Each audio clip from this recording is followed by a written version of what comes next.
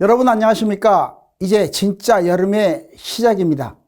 6월 첫째 주 복지TV 전남방송 뉴스 시작합니다.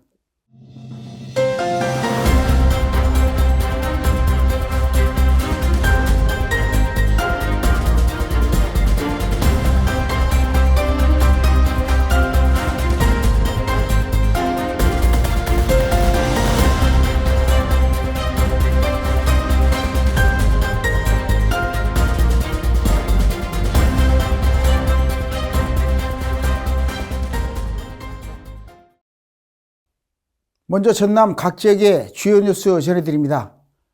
전남도 여순사건 지원단 회의가 열려 여순사건 희생자와 유족의 명예회복 그리고 진상규명 추진 상황을 점검했습니다.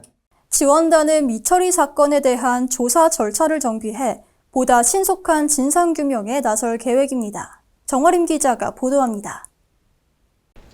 전라남도 여순사건 지원단이 여순사건 희생자와 유족의 명예회복, 진실규명을 위한 논의를 이어가고 있습니다.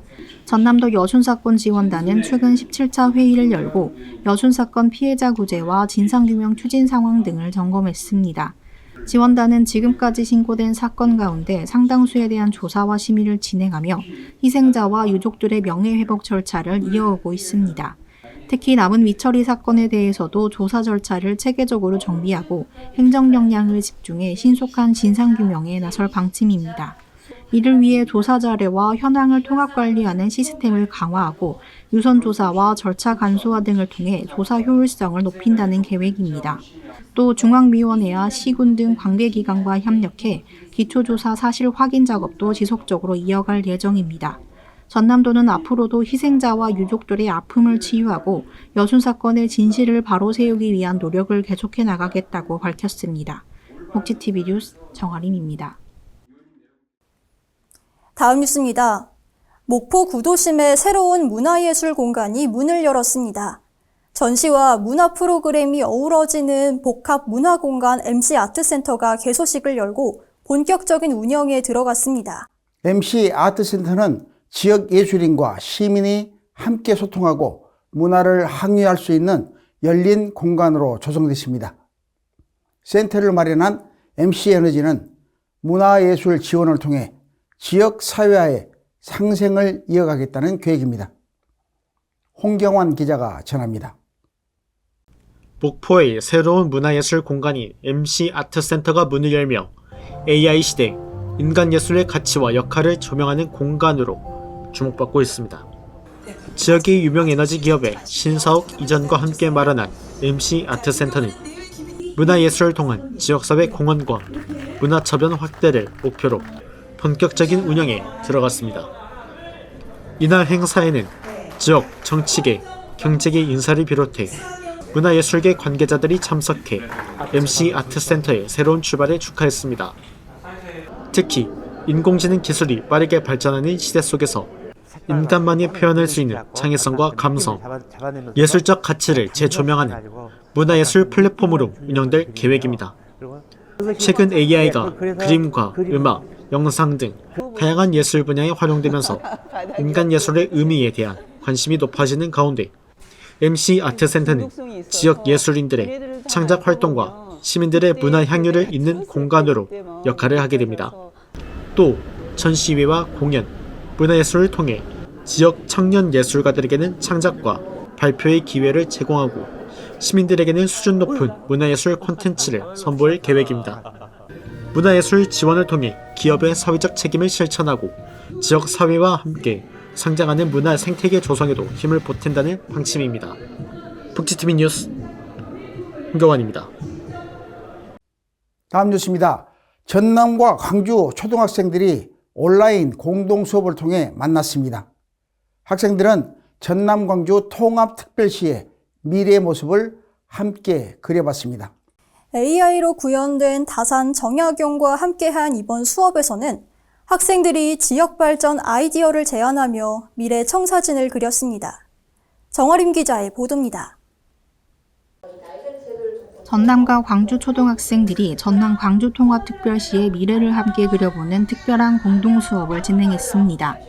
강진중앙초등학교와 광주경양초등학교 학생들은 실시간 온라인 공동 수업을 통해 통합 이후 지역의 변화와 발전 방향에 대해 의견을 나눴습니다.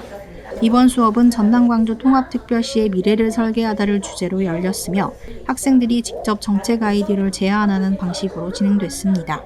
특히 수업에는 AI로 구현된 다산 정약용 선생이 등장해 개혁 정신과 지역 발전에 대한 질문을 던지며 학생들의 관심을 끌었습니다.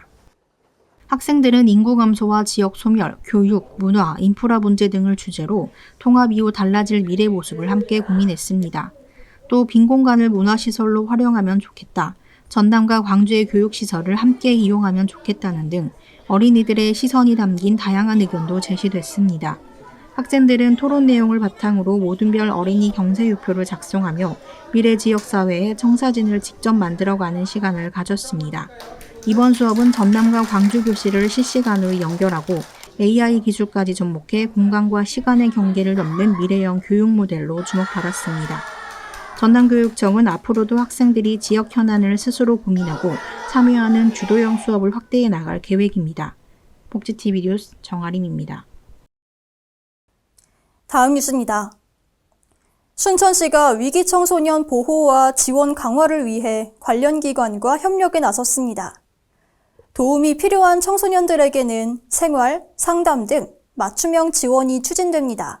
최근 위기 청소년 문제는 디지털 중독과 은둔형 문제 등으로 다양해지고 있습니다.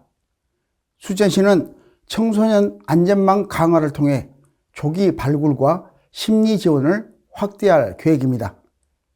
김재상 기자가 보도합니다. 순천시가 위기 청소년 보호와 지원 강화를 위해 지역 유관기관과 함께 통합형 청소년 안전망 구축에 나섰습니다. 순천시는 최근 지역사회 청소년 통합지원체계 운영위원회를 열고 도움이 필요한 위기 청소년 14명을 선정해 맞춤형 특별 지원을 추진하기로 했습니다. 이번 지원을 통해 생활 지원비와 상담 지원비 등 약 1,700만 원 규모의 지원이 이루어질 예정입니다. 지원 대상에는 학교 밖 청소년도 포함됐으며 지역 기관 간 협력을 통해 복지 사각지대에 놓인 청소년 발굴에도 힘을 쏟고 있습니다. 최근 위기 청소년 문제는 가출과 학업 중단뿐 아니라 디지털 중독과 사이버 범죄, 은둔형 청소년 문제 등으로 다양화되고 있는 상황입니다. 이에 순천시는 교육지원청과 경찰서, 보건소, 의료기관 등과 연계한 청소년 안전망을 더욱 강화해 위기 청소년 조기 발굴과 맞춤형 지원 체계를 구축할 계획입니다. 순천시는 앞으로도 위기 청소년들이 안전한 환경에서 성장할 수 있도록 촘촘한 복지와 상담 체계를 확대해 나가겠다고 밝혔습니다. 복지TV 뉴스 김재상입니다. 전남의 정책과 현안 속에는 어떤 이야기들이 담겨 있을까요? 전남 곳곳의 주요 이슈를 깊이 있게 살펴보는 전남 정치다락. 잠시 후 스튜디오에서 이어갑니다.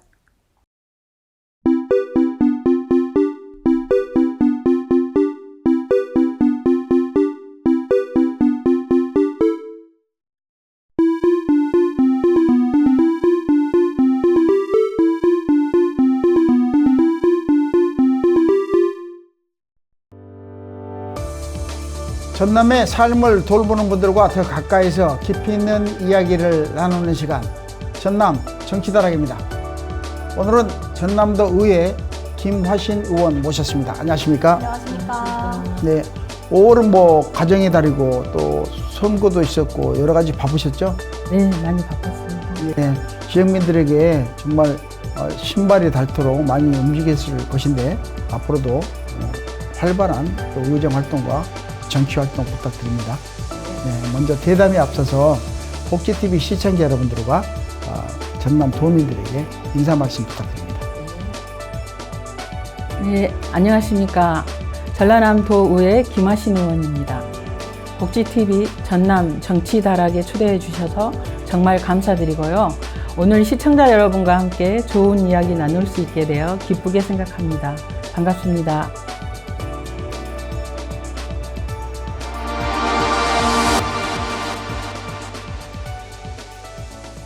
네, 의원님. 오늘은 장애인 보조견 출입 보장과 공공심야약국에 대해서 이야기 나눠보겠습니다. 먼저 첫 번째 주제부터 들어가 볼 건데요. 이 장애인 보조견은 단순한 반려동물이 아니라 일상을 함께하는 동반자잖아요. 하지만 그럼에도 불구하고 아직도 출입을 거부당하거나 불편한 시선을 받는 경우가 많다고 들었습니다. 이번 조례에 구체적으로 어떤 내용이 담겨 있나요? 네, 장애인 보조견이라고 하면 아직은 시각 장애인 안내견을 먼저 떠올리시는 분들이 많이 있을 것입니다. 실제로는 시각 장애인의 이동을 돕는 안내견뿐 아니라 청각 장애인에게 소리를 알려주거나 지체 장애인의 생활을 돕는 보조견도 있습니다. 네, 그렇군요. 예, 이번 조례는 이러한 장애인 보조견이 장애인과 함께 공공시설이나 다중이용시설을 이용할 때 부당하게 출입을 제한받지 않도록 하기 위한 것입니다. 이를 위해 도민 인식 개선, 교육과 홍보, 관련 기관의 협력 내용을 함께 담았습니다. 조례를 준비하면서 기억에 남았던 목소리나 또한 사례가 있었을까요? 장애인 콜택시를 이용하는 과정에서 보조견을 케이지에 넣어 탑승하라는 부당한 안내를 받았다든지 시각장애인분들이 안내견과 함께 식당 이용을 거부당한 사례를 접하게 되면서 처음에는 하나의 사례로 봤는데 관심을 갖고 보니 비슷한 불편이 계속 눈에 들어오더라고요. 예. 장애인 보조견의 동반 출입은 법으로 보장된 권리인데도 실제 현장에서는 아직 충분히 이해되지 못하고 있다는 생각이 많이 들었습니다. 네, 결국 현장의 불편을 줄이기 위해서는 이 실제 제도 안에 어떤 장치들이 담기느냐가 또 굉장히 중요할 것 같은데요. 이번 조례에 어떤 부분들을 중점적으로 담아내셨나요? 먼저 전라남도가 장애인 보조견 출입 보장을 위해 필요한 시책을 마련하고 지원하도록 도지사의 책무를 담았습니다. 그리고 실제 사업으로 이어질 수 있도록 인식 개선 홍보, 출입 보장을 위한 표지 개발과 배부, 출입 보장 교육을 추진할 수 있는 근거를 마련했습니다. 또 이런 사업을 전문기관이나 관련 단체, 개인이 함께 추진할 경우에는 예산 범위 안에서 필요한 경비를 지원할 수 있도록 했습니다. 결국 이 조례는 보조견 출입을 보장해야 한다는 선언에 그치지 않고 현장에서 바로 이해하고 적용할 수 있도록 홍보하고 교육하고 필요한 지원까지 연결하자는 데 의미가 있습니다. 네, 이번에는 이 도민들의 밤을 지키는 이야기죠. 공공심야약국이라는 주제로 넘어가 보겠습니다. 밤늦게 갑자기 아파서 약이 필요했던 경험 살아가면서 모두 한 번씩은 있으실 텐데요. 구체적으로 이 제도 어떤 제도인지 설명 부탁드립니다. 예, 전남은 조례를 통해 공공심야약국을 기본적으로 오후 8시부터 11시까지 운영하도록 하고 필요한 경우에는 지역 여건이나 약국 시정에 맞춰 탄력적으로 운영할 수 있도록 했습니다. 결국 공공심야약국은 심야 시간에도 도민 곁에 필요한 의학 서비스를 이어주는 생활 밀착형 복지 제도라고 생각하면 되겠습니다. 사실 도시에서는 잘 느끼지 못하는 불편도 지역에서는 훨씬 크게 다가오는 경우가 많이 있죠. 특히 전남에서 생활권이 넓은 지역에서는 심야 시간 의료 공백 문제가 더 크게 체감될 수도 있을 것 같은데요. 현장에서는 또 어떤 목소리들이 들려오고 있는지요? 특히 아이가 열이 나거나 어르신이 갑자기 몸이 불편해 하실 때 보호자 입장에서는 조금 더 지켜봐도 되는지 바로 병원에 가야 하는지 판단하기가 어렵습니다. 네. 이럴 때 약사님께 복약 상담을 받을 수 있다는 건 단순히 약을 구입하는 것 이상의 의미가 있습니다. 약으로 대처할 수 있는 상황인지 아니면 병원이나 응급실에 가야 하는 상황인지 먼저 안내받을 수 있기 때문이죠. 예. 제가 이렇게 들었을 때 이 단순히 늦게까지 문만 여는 약국이라고 하기에는 이용 규모도 꽤 빠르게 늘고 있다고 알고 있거든요. 의원님께서 보시기에 지금 이 공공심야약국이 어떤 역할까지 하고 있다고 느끼시는지 궁금합니다. 심야약국이 하는 역할들은 일반 의약품 구입뿐만 아니라 처방약 조제와 전화 상담 이런 것까지 이루어지고 있거든요. 그래서 야간에 도민들이 필요로 하는 의약품 이용과 상담 기능을 함께 담당하고 있습니다. 그래서 우리 전남도에 유일하게 의대도 없고 대학병원이 없는 곳에서 유일하게 그나마 숨통이 트이는 역할을 하고 있지 않나 생각이 듭니다. 앞으로도 이 많은 도민들이 시간과 지역에 관계없이 안심하고 의료 서비스를 이용할 수 있으려면 의원님께서는 어떤 부분이 더 보완이 되고 어떤 부분이 더 활성화돼야 된다고 보시는지요? 네. 공공 서비스는 필요하다고 말만 해서는 안 되고요. 현장에서 실제로 운영될 수 있도록 행정과 예산이 뒷받침돼야 한다고 생각합니다. 네, 앞으로도 꼭 필요한 지역에 안정적으로 운영될 수 있도록 시, 군별 수요를 잘 살피고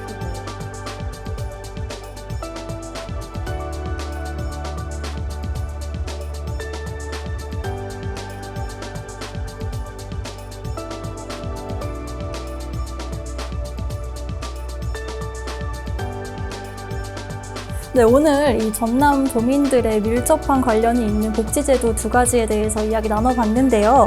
아쉽지만 이제 시간 관계상 복지TV 시청자분들과 전남 도민께 하고 싶은 말씀 전해주시죠.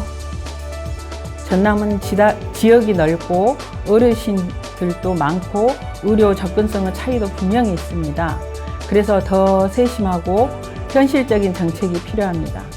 특히 앞으로 여수 세계섬 박람회 같은 국제행사도 앞두고 있는 만큼 이런 준비가 결국 전남의 품격을 높이고 더 따뜻하고 포용적인 지역으로 나아가는 길이라고 봅니다.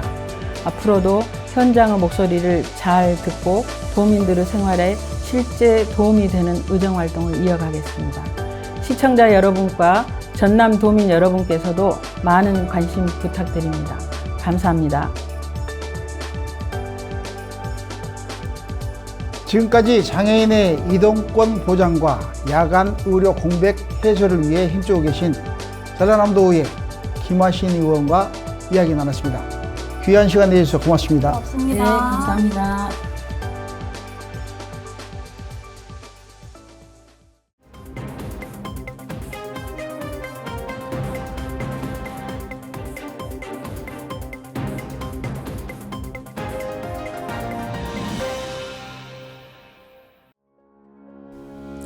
간추린 소식입니다.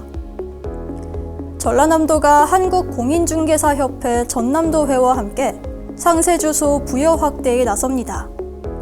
상세주소는 원룸이나 다가구 주택의 동, 층, 호 정보를 말하며 세대별 위치를 쉽게 확인할 수 있도록 돕는 제도입니다.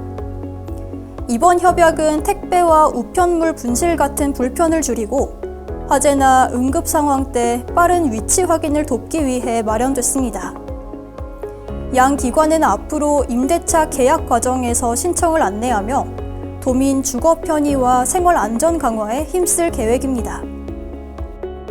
전남 온라인 학교가 농산어촌과 소규모 학교 학생들의 과목 선택권을 넓히며 교육 격차 해소에 힘을 보태고 있습니다. 전남 온라인 학교는 현재 26과목과 47강좌를 운영하고 있으며 참여 학생 대부분이 읍면과 도서 벽지 지역 학생들입니다. 최근에는 최규진 교육부 장관이 학교를 찾아 온라인 수업 운영 현황과 고교 학점제 안착 방안 등을 점검했습니다. 전남교육청은 앞으로도 지역과 학교 규모에 관계없이 학생 맞춤형 교육 기회를 확대해 나갈 계획입니다. 국립목포대학교와 전남도립대학교가 통합 출범식을 열고 전남 고등교육혁신의 새 출발을 알렸습니다. 통합 국립목포대는 2년제와 4년제 과정을 함께 운영하며 지역산업에 필요한 인재 양성에 나설 계획입니다. 전라남도는 이번 통합이 지역과 대학이 함께 성장하는 고등교육 혁신 모델이 될 것으로 기대하고 있습니다. 이상으로 간추린 소식이었습니다.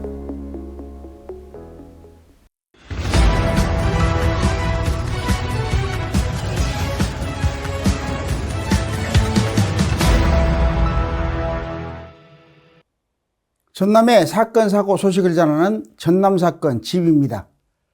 화재는 한순간의 부주의로도 큰 인명피해로 이어질 수 있습니다.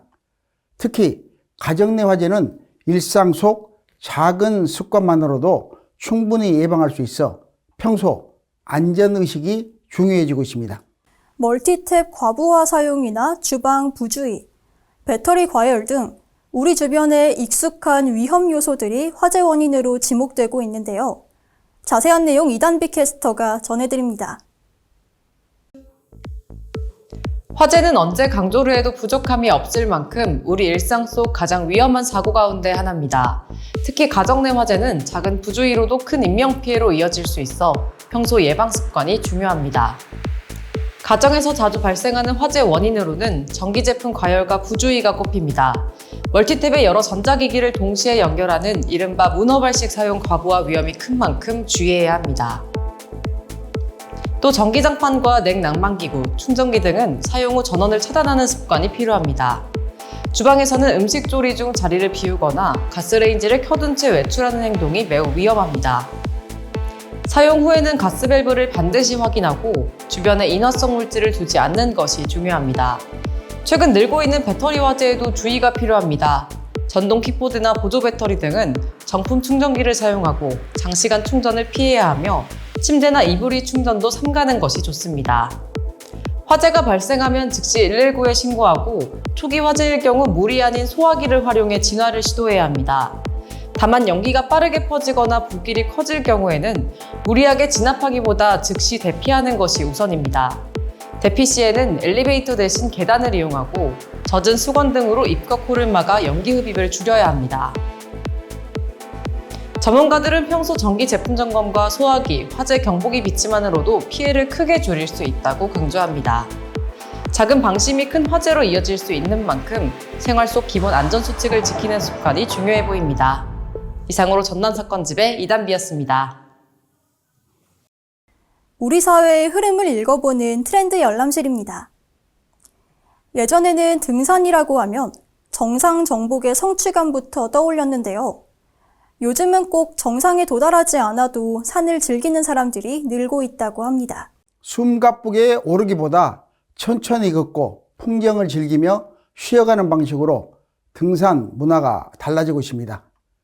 운동을 넘어 하나의 여가로 자리 잡은 요즘 등산 이야기를 김선아 캐스터와 함께 알아보겠습니다.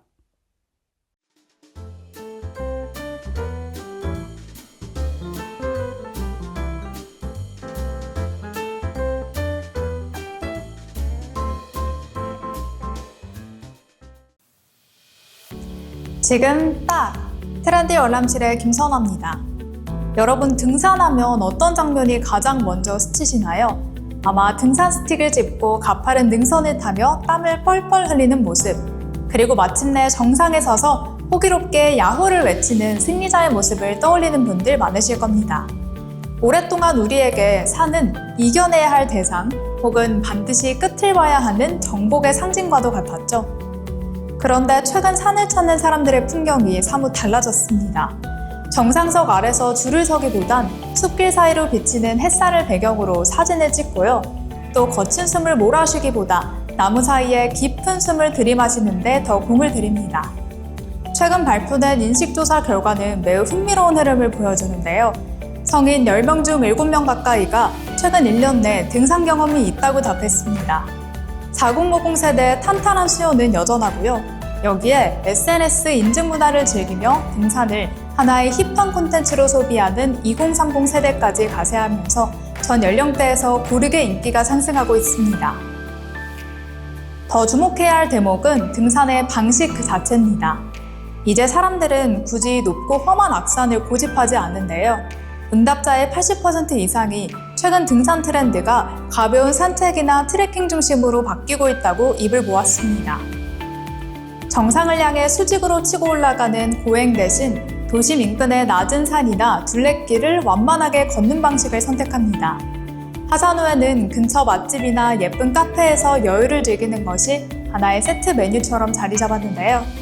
이제 등산은 고통스러운 인내의 시간이 아니라 운동과 미식, 그리고 문화가 결합한 종합 여가 활동으로 진화했습니다. 그렇다면 왜 우리는 다시 산으로 향하는 걸까요? 그 이면에는 우리 사회가 산을 바라보는 근본적인 시각의 변화가 담겨 있는데요. 과거에는 정상을 밟아야만 등산을 완수한 것이라는 결과 중심의 사고가 강했다면 지금은 숲을 걷는 과정 그 자체에서 얻는 정서적 만족감이 훨씬 중요해진 것이죠. 여러분, 가장 높은 곳에 오르는 쾌감도 좋지만 이번 주말에는 가장 낮은 곳에서 들려오는 숲의 숨소리에 귀를 기울여보는 건 어떨까요? 산이 주는 진짜 선물은 정상이 아니라 내려오는 길에 비로소 느껴지는 가벼운 마음일지도 모릅니다. 저는 다음 주에도 유익하고 흥미로운 트렌드와 함께 돌아오겠습니다. 지금까지 트렌드 열람실의 김선아였습니다. 보고 듣고 느끼는 전남의 문화예술 이야기, 문화가 소식입니다. 흙을 빚는 손끝에 사람의 마음과 시간이 함께 담긴다고 하죠. 자연스러운 형태와 감성으로 도자기를 만들어가는 작가가 있습니다. 완벽함보다 따뜻한 분위기와 편안함을 중시하는 손문숙 작가를 만나보겠습니다. 흙은 손끝의 온도를 기억합니다.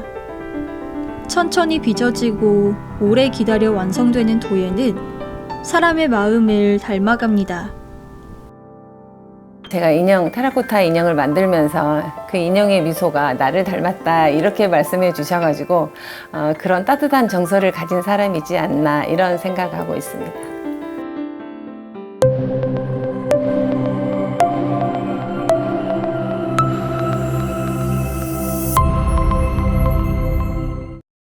네, 작가님, 근데 공방 이름이 왜 소꿉놀이예요? 제가 처음에 흙을 만질 때 흙을 만지고 그릇을 만들러 갔는데 처음 흙을 만져본 순간 우리 어릴 때 흙놀이 했던 그런 추억들이 생각이 나더라고요. 그래서 혹시나 제가 뭐 공방을 하게 되면 공방 이름을 소꿉놀이라고 정하고 싶다라고 한번 생각한 적이 있었어요. 근데 손문숙 작가는 우연히 시작한 도자기를 통해 삶의 새로운 흐름을 만나게 됐습니다. 지금도 배움을 이어가며 흙이 가진 자연스러운 아름다움과 손의 감각을 작품에 담아내고 있습니다. 가마에 굽는 온도는 1250도라는 고온에 구워지고요. 얘가 수축률이나 이런 것들이 흙마다 다 틀리고 유약도 가마별로 다 틀립니다. 장작가마, 가스가마, 전기가마가 같은 유약을 발라도 다른 색깔로 다 소송이 이렇게 완성됐을 때 색깔이 다 틀리다고 보시면 됩니다. 작가의 작품은 완벽하게 같은 모양을 만들기보다 조금씩 다른 표정과 분위기를 담아내는데 의미를 둡니다.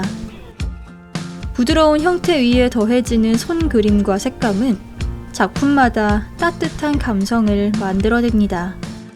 현대인들이 스트레스를 많이 받다 보니까 바삐 살고 하다가 갑자기 이런 체험을 하러 와가지고 그 시간에 너무 여유로운 시간이 본인한테 주어진 거예요. 그 시간에 와서 수업을 하고 가셔가지고 이게 이제 완성된 그릇으로 받았을 때 더 기쁨이 2배였다고 말씀해 주셔가지고 저는 더 힐링이 됩니다. 그래서 작품을 바라보는 사람들은 편안함과 사람의 온기를 느낀다고 말합니다. 도예는 계절과 날씨를 그대로 품는 작업이기도 합니다. 습도와 온도에 따라 흙의 상태가 달라지고 가마 속에서 전혀 다른 색과 질감이 만들어지기도 합니다. 그래서 제가 이제 작품을 하면서 생각을 많이 하게 됐더라고요. 그래서 옛날에는 그냥 내가 좋아하는 작품만 하게끔 했었는데 지금은 수강생들이 오다 보니까 이 수강생들한테 보여줘야 되는 작품들이 있더라고요. 그리고 또 선생님만의 또 작품이 있어야 되고 그래서 나만의 색깔을 만들려고 많이 노력하고 있는 중입니다. 작가는 그 자연스러운 변화를 억지로 다듬기보다 있는 그대로 받아들이며 작품을 완성해 갑니다. 이제 오시는 분들이 이 미소가 너무 아름다워서 교회 다니신 분들이 주문을 하시긴 하셨어요. 기도하는 모습이 너무 표정이 좋아서 주문했다고 이렇게 말씀해 주셨거든요. 그래서 제가 그분들한테 표정 하나는 너무 온화한 표정을 짓고 싶어가지고 제일 정성을 들여서 했던 작품 중에 하나입니다. 오늘도 작가는 천천히 흙을 빚으며 누군가의 하루에 오래 남을 따뜻한 온기를 전하고 있습니다. 요즘 사회는 정말 많이 지치고 병든 것 같습니다. 살다 보면 힘든 일이 정말 많은데요. 오늘만큼은 이렇게 자신에게만 조용히 집중하는 시간을 가져보는 건 어떨까요? 복지TV 뉴스 이세아입니다. 짙어지는 초록빛 풍경 속에서 어느덧 6월의 첫 페이지가 시작됐습니다. 새로운 계절이 건너는 작은 변화처럼 여러분의 하루에도 기분 좋은 소식들이 이어지길 바랍니다. 뉴스를 마칩니다. 시청해주신 여러분 고맙습니다.